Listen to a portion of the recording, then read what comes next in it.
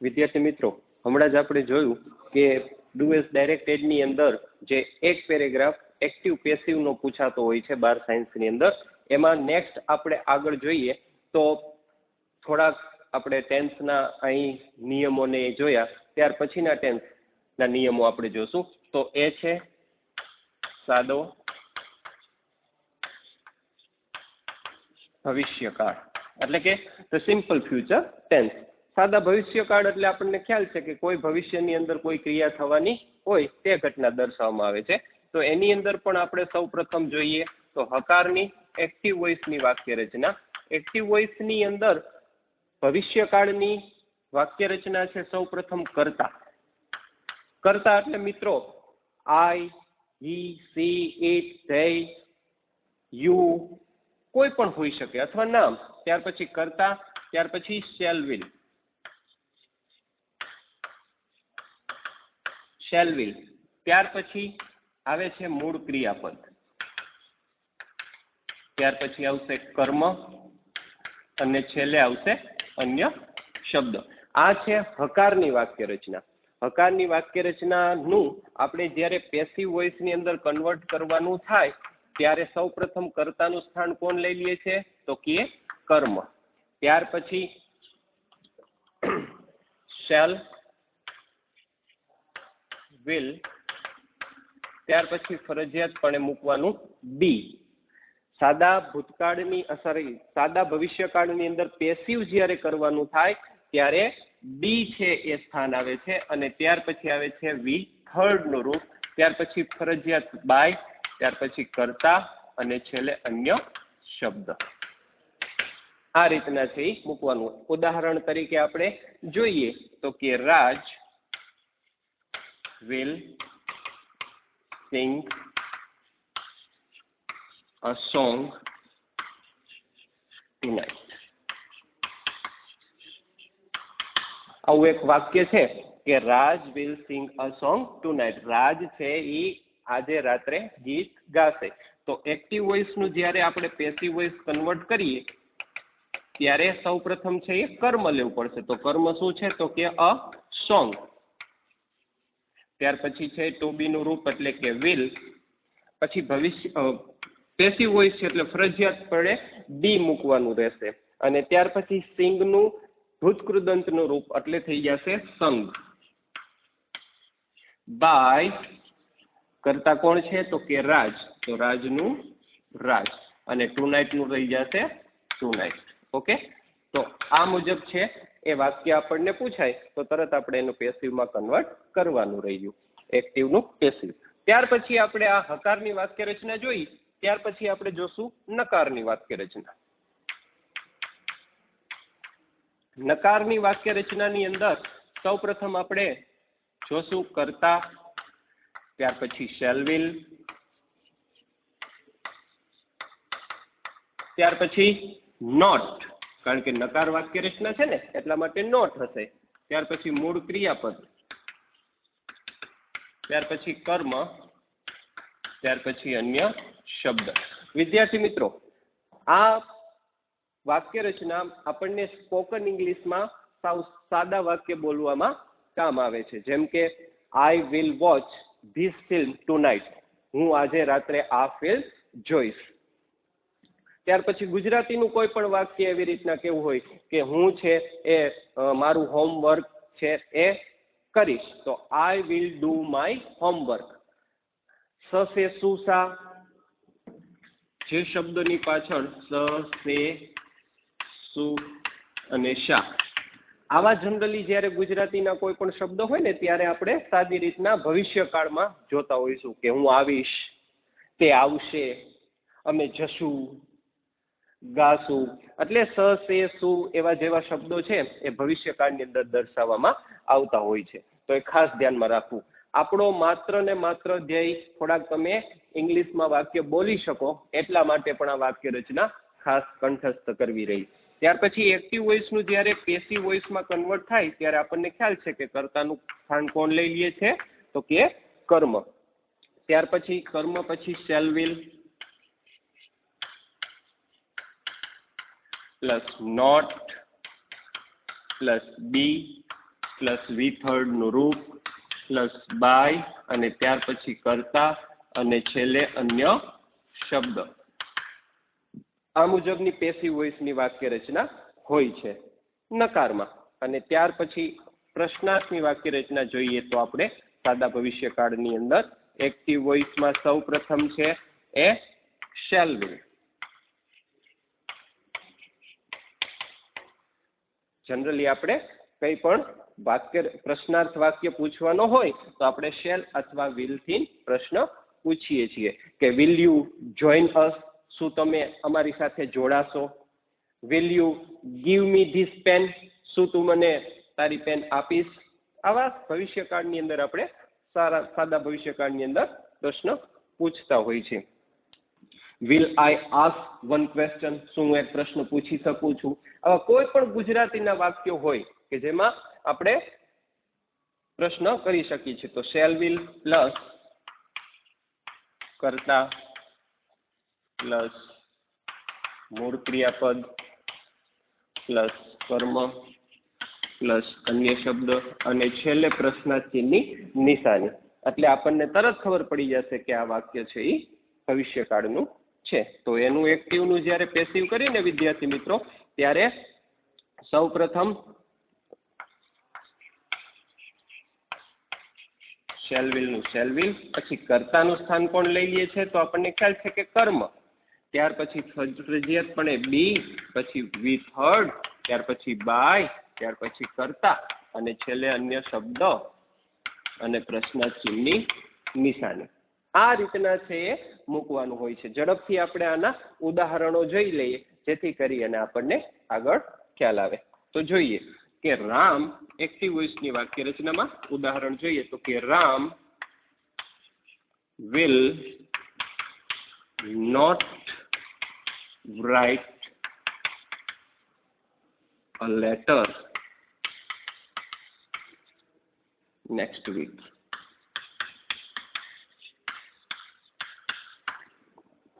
આપણે એક ઉદાહરણ લીધું કે Ram will not write a letter next week. Ram છે એ આવતા અઠવાડિયે પત્ર લખશે નહીં. આપણે હવે આનું પેસિવ વોઇસ કરીશું. તો પેસિવ વોઇસની અંદર સૌપ્રથમ કર્મ લેવાનું રહેશે. તો કર્મ શું છે તો કે અ લેટર. તો કે અ લેટર will not, ત્યાર પછી ફરજિયાતપણે પેસિવ છે એટલે બી અને રાઇટનું ભૂતકૃદંતનું રૂપ આપણે મૂકવું પડશે written by Ram next week.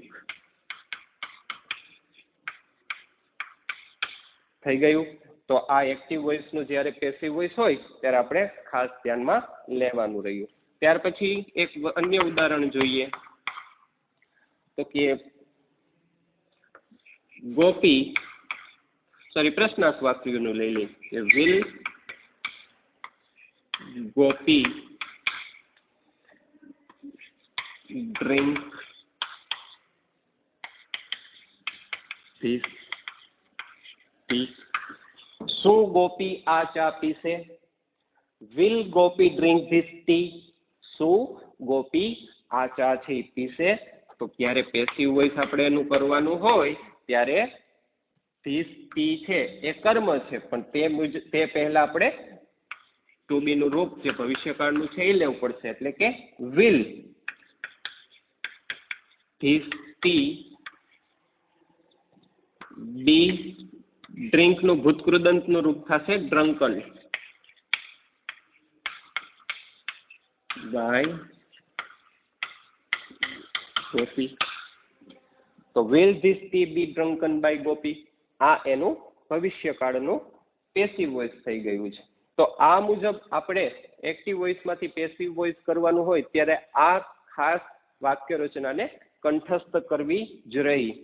તો આ સાદો ભવિષ્યકાળની આ એક્ટિવ વોઇસમાંથી પેસિવ વોઇસ છે ડુ એઝ ડાયરેક્ટેડની અંદર પૂછાય છે. ત્યાર પછી નેક્સ્ટ ઝડપથી આપણે જોઈએ તો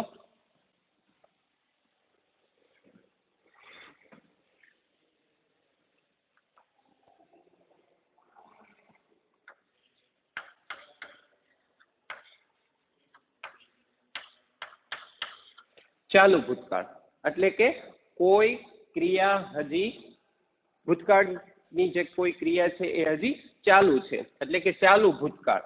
ત્યારે હકારની વાક્ય રચના આપણે જોઈએ તો સૌપ્રથમ એક્ટિવ વોઇસની અંદર ચાલુ ભૂતકાળમાં સૌપ્રથમ મૂકવામાં આવે છે કર્તા. ત્યાર પછી ટુ બી નું રૂપ પણ ભૂતકાળનું એટલે કે વોઝ વેર.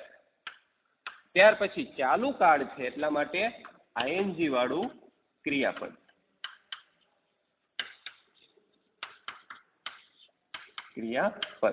ત્યાર પછી હકાર વાક્ય રચના છે એટલે કર્મ અને ત્યાર પછી અન્ય શબ્દ. આ મુજબ છે એ હકારની વાક્ય રચના છે. તો જ્યારે એને પેસિવ વોઇસની અંદર કન્વર્ટ કરવામાં આવે ત્યારે સૌપ્રથમ છે એ કર્મનું સ્થાન કર્તાનું સ્થાન કર્મ લે છે. ત્યાર પછી વોઝ વેર. ત્યાર પછી ચાલુ કાળ છે. ચાલુ કાળ છે એટલા માટે જ્યારે પેસિવ કરીએ ત્યારે એનું ફરજિયાત બીંગ મૂકવું પડે અને વી થર્ડ નું રૂપ ત્યાર પછી બાય અને કર્તા અન્ય શબ્દ. તો આ મુજબનું છે એનું પેસિવ થઈ ગયું. દાખલા તરીકે આપણે અહીંયા ઉદાહરણ લઈ લઈએ એક્ટિવ વોઇસની અંદર તો કે they were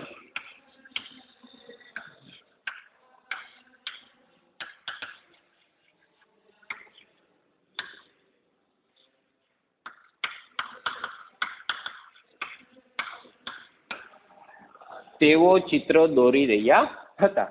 they were drawing pictures. તો પેસિવ વોઇસ આપણે જ્યારે એનું કરીએ ને ત્યારે કર્મ શું છે તો કે પિક્ચર્સ એટલે કે પિક્ચર્સ. હવે પિક્ચર્સ છે એ બહુવચન છે અને બહુવચન હોય એટલા માટે ટુ બી નું રૂપ આવશે વેર. ત્યાર પછી ફરજિયાત પેસિવ છે એટલે મૂકવું પડશે શું તો કે બીંગ, જેમ આપણે અહીંયા જોઈએ છીએ. અને ડ્રોવિંગનું ભૂતકૃદંતનું રૂપ થાય છે ડ્રોવન. ત્યાર પછી બાય. કર્તા કોણ છે તો કે ધેય. તો કર્તા ધેય હોય તો તેનું શું થઈ જશે ધેમ. તો આ એક્ટિવ વોઇસનું પેસિવ વોઇસની અંદર વાક્ય રચના થઈ ગઈ. તો આ મુજબ છે જોઈ શકો છો કે કર્તા તરીકે ધેય આવ્યું, વોઝવેર માંથી વેર આવ્યું, આઈએનજી વાળું છે ક્રિયાપદ ડ્રોવિંગ, કર્મ તરીકે પિક્ચર્સ, અન્ય શબ્દ આની અંદર નથી. જ્યારે કર્મ છે પિક્ચર્સ, વોઝવેર માંથી વેર આવ્યું, પછી બીંગ નું બીંગ, વી થર્ડ નું રૂપ બાય અને કર્તા ધેયનું શું થઈ ગયું ધેમ. તો સાવ સરળતાથી છે આપણે આ એક્ટિવ નું પેસિવ કરી શકીએ છીએ. ત્યાર પછી નકારની વાક્ય રચના.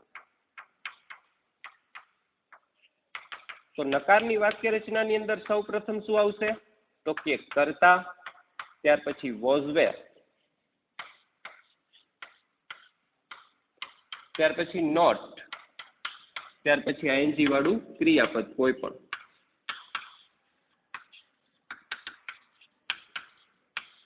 ત્યાર પછી કર્મ અને છેલ્લે અન્ય શબ્દ.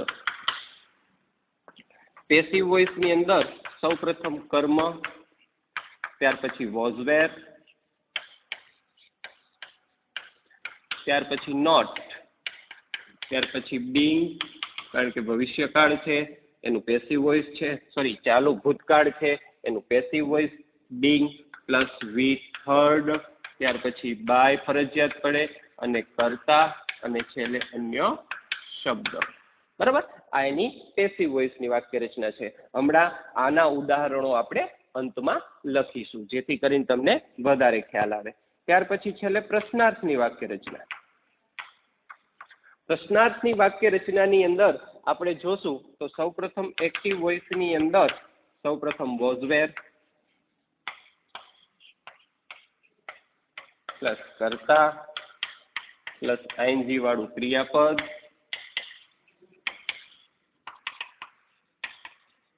પ્લસ કર્મ પ્લસ અન્ય શબ્દ અને છેલ્લે પ્રશ્નાર્થ ચિહ્નની નિશાની. તો પેસિવ વોઇસની અંદર જ્યારે કન્વર્ટ કરવાનું થાય ત્યારે સૌપ્રથમ છે એ આપણે વોઝ વેર પ્લસ કર્મ પ્લસ બીંગ પ્લસ વિથર્ડનું રૂપ પ્લસ બાય પ્લસ કર્તા અને છેલ્લે અન્ય શબ્દોની નિશાની અને પ્રશ્નાર્થ ચિહ્ન. આ થઈ ગયું પ્રશ્નાર્થ વાક્ય રચના. હવે આપણે ઉદાહરણો જોઈએ. તો સૌ પ્રથમ જોઈએ તો આપણે એક્ટિવ વોઇસની અંદર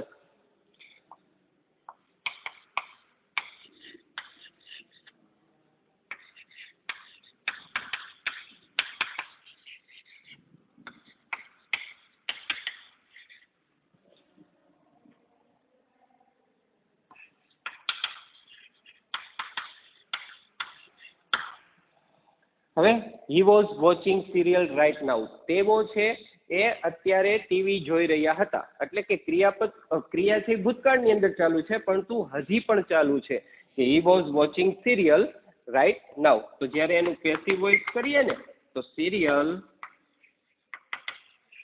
વોઝ બિંગ. વોચિંગનું ભૂતકૃદંતનું રૂપ થશે watched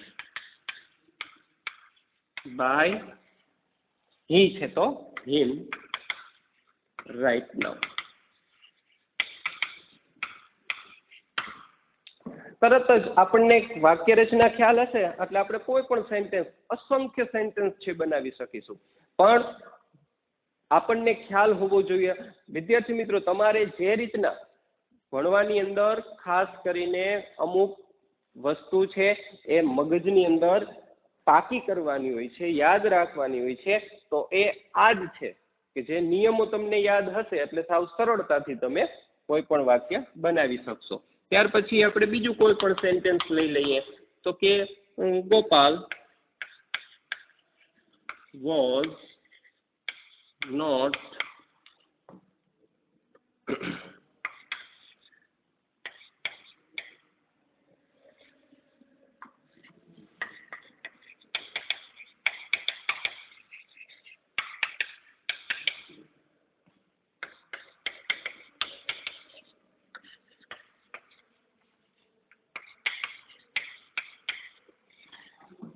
Gopal was not painting this pictures. Gopal છે આ ચિત્રો દોરી રહ્યો ન હતો. તો એનું પેસિવ વોઇસ આપણે જ્યારે કરવું હોય તો Gopal was, sorry, passive voice કરવું છે ત્યારે કર્મ પહેલા લઈ લેવું પડશે. This pictures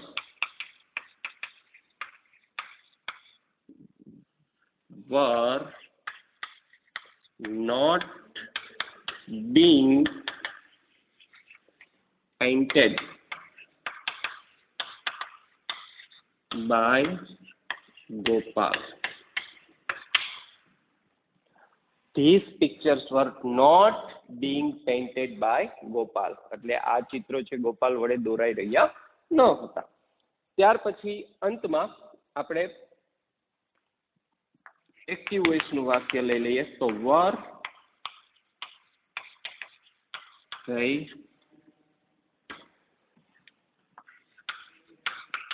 eating mangoes.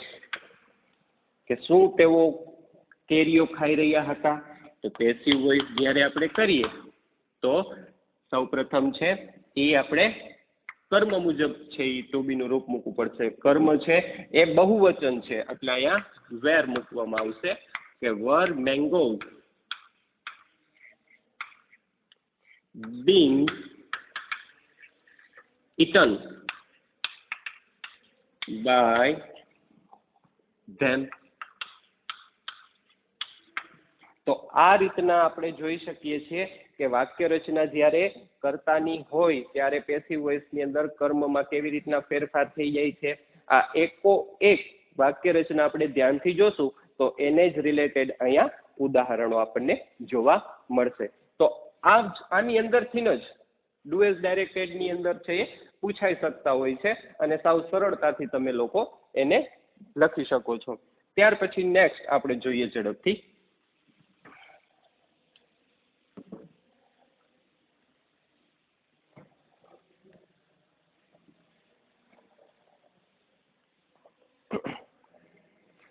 આપ કોઈ પણ ઉદાહરણ જ્યારે લખવાના હોય ત્યારે આપણે વિડીયોને પુશ કરીને પણ તમે છે એવી ઉદાહરણો ઉતારી શકો છો તમારી પોથીની અંદર. ત્યાર પછીનો કાળ છે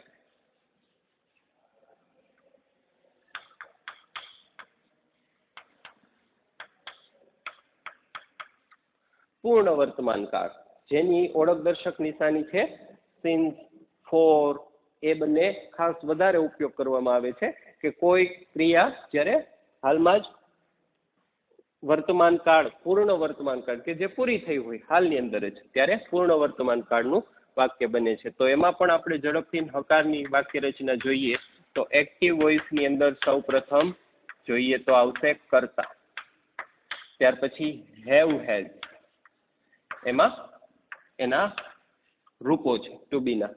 ત્યાર પછી આવશે વી થર્ડનું રૂપ, કારણ કે પૂર્ણ કાળ છે એટલા માટે.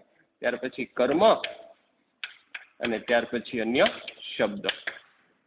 આ મુજબનું સેન્ટેન્સ જ્યારે તમને જોવા મળે ત્યારે આપણે ખ્યાલ આવી જાય છે કે આ પૂર્ણ વર્તમાન કાળનું વાક્ય છે. તો એનું પેસિવ વોઇસ જ્યારે આપણે કરીએ છીએ તો સૌ પ્રથમ શું લેવું પડશે? કર્મ. કર્તાનું સ્થાન કોણ લઈ લે છે? તો કે કર્મ. ત્યાર પછી હેવ અથવા હેઝ. તો હેવ ક્યારે લાગે છે ને હેઝ ક્યારે લાગે છે આપણને ખ્યાલ છે કે આઈ, વી, યુ, ધઈ હોય ત્યારે હેવનો ઉપયોગ થાય છે અને હી, સી ને ઇટ હોય છે ત્યારે હેઝનો ઉપયોગ થાય છે. હમણાં જ્યારે આપણે ઉદાહરણ જોશું ત્યારે ખ્યાલ આવી જશે. હેવ હેઝ પ્લસ પૂર્ણકાળ છે ત્યારે પૂર્ણકાળની અંદર શું આવશે? તો કે બીન. શું મૂકવામાં આવશે? જેટલા પણ પૂર્ણકાળ છે એની અંદર જ્યારે પેસિવ વોઇસમાં કન્વર્ટ કરવાનું થશે ત્યારે બીન મૂકવામાં આવે છે પ્રત્યય. અને કોઈ પણ જેટલા ચાલુ કાળ છે તેમાં બિંગ, BEING, બિંગ મૂકવામાં આવે છે. એ ખાસ ધ્યાન રાખવાનું થશે. તો કર્મ have has plus been plus V third નું રૂપ, ત્યાર પછી મૂકવું પડશે બાય અને છેલ્લે કરતા અન્ય શબ્દ. આ છે એની એક્ટિવ વોઇસની વાક્ય રચના અને આ છે પેસિવ વોઇસની વાક્ય રચના. તો આ પેસિવ વોઇસની વાક્ય રચના ઉપરથી તમે કોઈ પણ વાક્ય છે સાવ ઇઝી સરળતાથી લખી શકો છો. જોઈએ આપણે કે સચિન has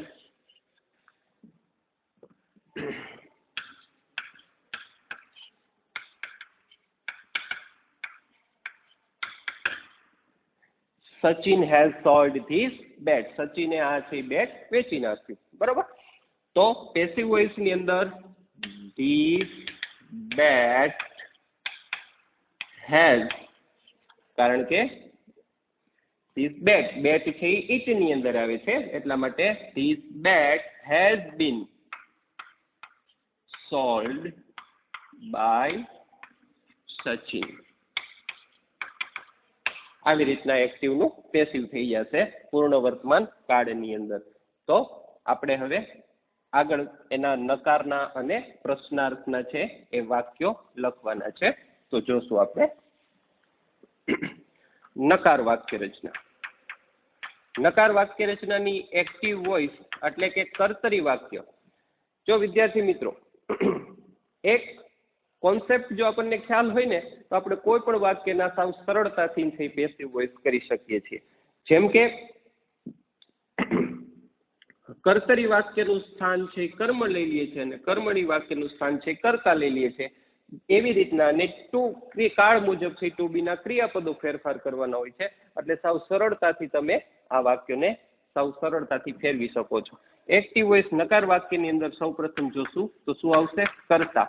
ત્યાર પછી હેવ અથવા હેઝ પ્લસ નકાર છે એટલે શું મૂકવું પડશે?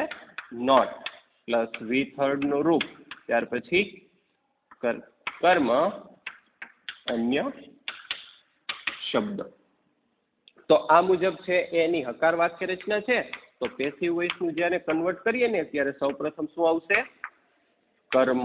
ત્યાર પછી હેવ અથવા હેઝ ત્યાર પછી બીન, સોરી નકાર વાક્ય છે એટલે સૌ પ્રથમ શું મૂકવું છે? નોટ પ્લસ બીન પ્લસ વિથર્ડ નું રૂપ પ્લસ બાય પ્લસ કરતા અને છેલ્લે અન્ય શબ્દ.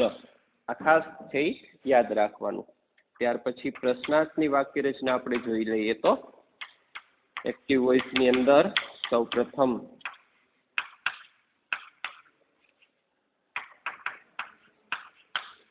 હેવ અથવા હેઝ પ્લસ કરતા પ્લસ વિથર્ડ નું રૂપ પ્લસ બાય કર્મ પ્લસ અન્ય શબ્દ પ્લસ પ્રશ્નાર્થની નિશાની. કારણ કે એક્ટિવ વોઇસ છે એટલા માટે કર્મ અન્ય શબ્દ પ્રશ્નાર્થની નિશાની. તો જ્યારે એનું પેસિવ વોઇસ કરશું ને આપણે તો સૌ પ્રથમ છે શું આવશે? Have has. ત્યાર પછી શું આવશે? તો કે કર્મ.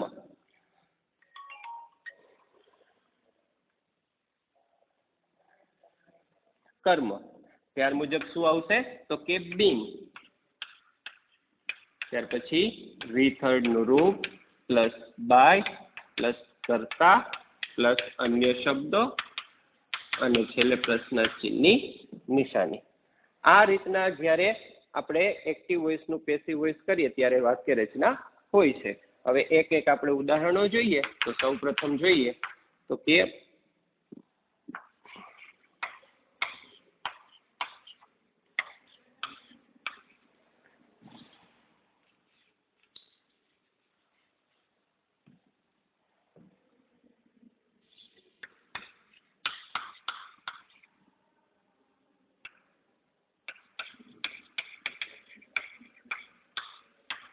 Mohan has taken lecture. તો જ્યારે પેસિવ વોઇસ કરીએ તો લેક્ચર. હવે બહુવચન છે ત્યારે have been taken by Mohan. પ્રથમ વાક્ય થયું હકાર વાક્યનું. ત્યાર પછી નેક્સ્ટ વાક્ય આપણે કોઈ પણ નકાર વાક્યનું લઈ લઈએ તો કે we have not done this homework અથવા પ્રોજેક્ટ.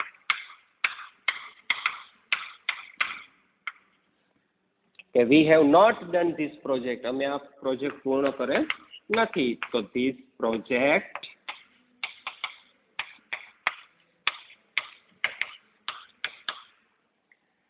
હેઝ, કારણ કે એક વચનમાં છે હેઝ નોટ બીન, ભૂતકૃદન નું રૂપ છે ડન નું ડન જ રહેશે, બાય વી નું શું થઈ જશે તો કે અસ.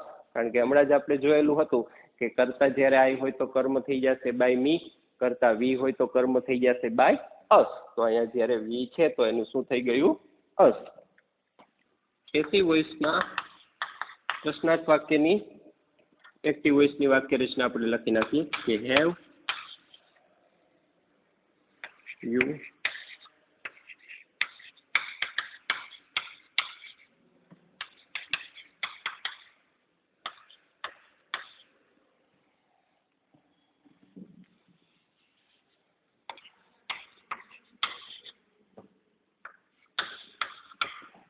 Have you read this book, શું તે આ બુક વાંચેલ છે? તો પેસિવ વોઇસની અંદર જ્યારે આપણે કન્વર્ટ કરીએ તો ધીસ બુક છે એક વચન છે એટલે has this book been read by you નું યુ જ રહેશે. તો આ છે એના એક વચન સોરી એક્ટિવ વોઇસનું પેસિવ વોઇસમાં કન્વર્ટ કર્યું ત્યારે જોયું કે કર્તાની વાક્ય રચના કેમ છે એ કર્મમાં પરિવર્તિત થઈ જાય છે. આવી રીતના આપણે એક એક કાર્ડનું જ્યારે પરિવર્તિત જોયું ત્યારે સાવ સરળતાથી કોઈ પણ વાક્યનું છે એ પેસિવ કરી શકીએ છીએ. નેક્સ્ટ આપણે થોડાક અહીંયા ઉદાહરણો જોશું જેથી કરીને આપણને વધારે મહાવરો થાય.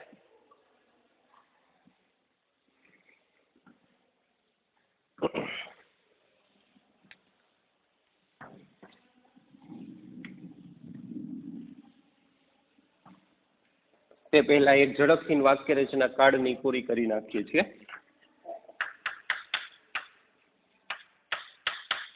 પૂર્ણ ભૂતકાળ. પૂર્ણ ભૂતકાળમાં હકારની વાક્ય રચના એક્ટિવ વોઇસની અંદર સૌપ્રથમ કર્તા, ત્યાર પછી હેડ, ત્યાર પછી વી થર્ડ નું રૂપ પ્લસ કર્મ અને પ્લસ અન્ય શબ્દ. કર્તા plus had plus V third plus કર્મ પ્લસ અન્ય શબ્દ. તો એનું પેસિવ વોઇસ ની અંદર કન્વર્ટ કરીએ ત્યારે કર્મ plus had plus been plus V third plus by plus કર્તા અને છેલ્લે અન્ય શબ્દ. આ એની પેસિવ વોઇસ ની વાક્ય રચના છે.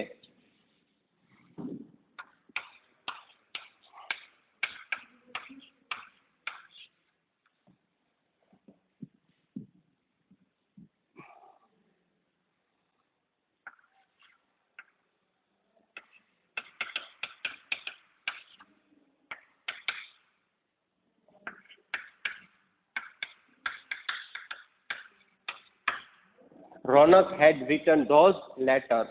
તો જ્યારે એનું પેસિવ કરીએ તો કે those letters had been written by રોનક. તો આ મુજબ છે એ કર્તરી વાક્યનું જ્યારે કર્મણીમાં પરિવર્તિત થાય ત્યારે આ મુજબના સેન્ટેન્સ આપણે ધારીએ એટલા બનાવી શકીએ છીએ. ઇવન આપણે મૌખિક પણ છે એ બોલી શકીએ છીએ. ઝડપથી છે આપણે નકાર અને પ્રશ્નાર્થની વાક્ય રચના જોશું. ત્યાર મુજબ નકારની વાક્ય રચના. તો નકાર વાક્ય રચનાની અંદર સૌપ્રથમ એક્ટિવ વોઇસમાં કર્તા plus had plus not plus V third plus કર્મ પ્લસ અન્ય શબ્દ.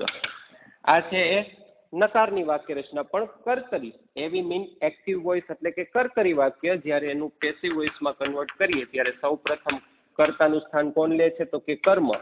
ત્યાર પછી હેડ પૂર્ણ કાળ છે એટલા માટે શું મૂકવું પડશે વિદ્યાર્થી મિત્રો તો કે બીન.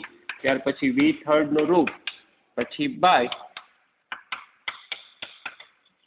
કરતા અને અન્ય શબ્દ.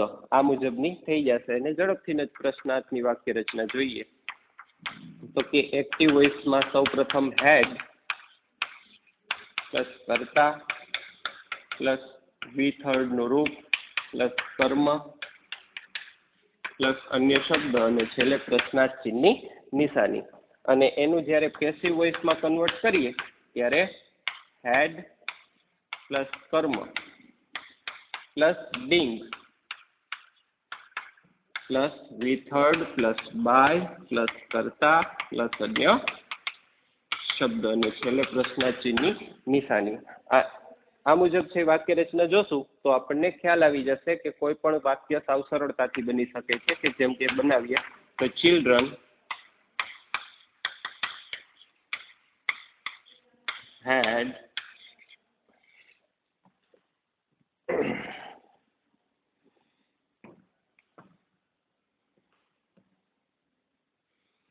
ચિલ્ડ્રન had played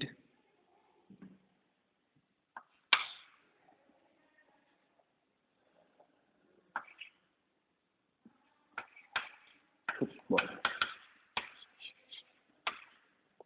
તો ચિલ્ડ્રન હેડ પ્લેડ ફૂટબોલ. તો પેસિવ વોઇસ જ્યારે આપણે એનું કરીશું તો કે football had been played by the children. આ મુજબ છે એનું પેસિવ ની અંદર કન્વર્ટ થઈ જશે.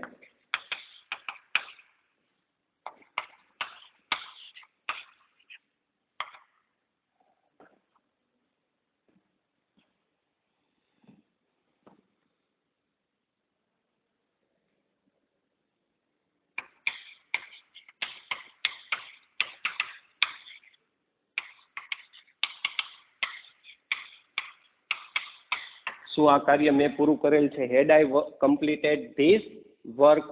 તો એનું પેસિવ જ્યારે કરીએ ત્યારે had this work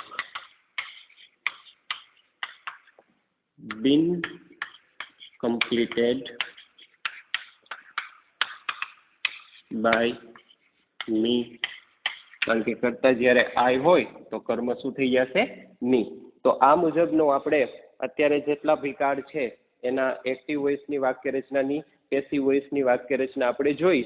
તો સાવ સરળતાથી આપણે મહાવરો કરશો તો સાવ ઇઝીલી આપણે ડુ એઝ ડાયરેક્ટ એડની અંદર જે આ ફકરો પૂછાય છે તેમાં સરળતાથી માર્ક છે મેળવી શકીએ છીએ, અને સાથે ને સાથે આપણું ઇંગ્લિશ પણ ઇમ્પ્રુવમેન્ટ કરી શકીએ છીએ, જેથી કરી અને આપણે ભવિષ્યની અંદર કોઈ પણ નાના નાના એવા સેન્ટેન્સીસ છે એ ઉચ્ચારણ કરવાના હોય ત્યારે આ મુજબની ગાઈડલાઇનથી આપણે એને બોલી શકીએ છીએ અથવા બનાવી પણ શકીએ છીએ, જે ખાસ ધ્યાનમાં લેવા. તો આ જે વાક્ય રચનાઓ છે, આ જે કાર્ડ છે, એ ઉપરાંત પણ ઘણા બધા મોડલ ઓક્ઝિલરી છે, પરફેક્ટ મોડેલ ઓક્ઝિલરી, એના પણ છે એમાં કન્વર્ટ થાય છે, પરંતુ આપણે આ ખાસ જે અગત્યની વાક્ય રચનાઓ છે એ જોઈ છે, જે ધ્યાનથી આપ નિહાળી અને તેનું પુનરાવર્તન કરશો, ઘરે અભ્યાસ કરશો તો ચોક્કસપણે આપણે ધાર્યા માર્ક છે એ મેળવી શકીશું. એવી આશા સાથે આ તમને હોમવર્ક છે આપવામાં આવેલું છે આજનું, એ તમારે કરવું રહ્યું.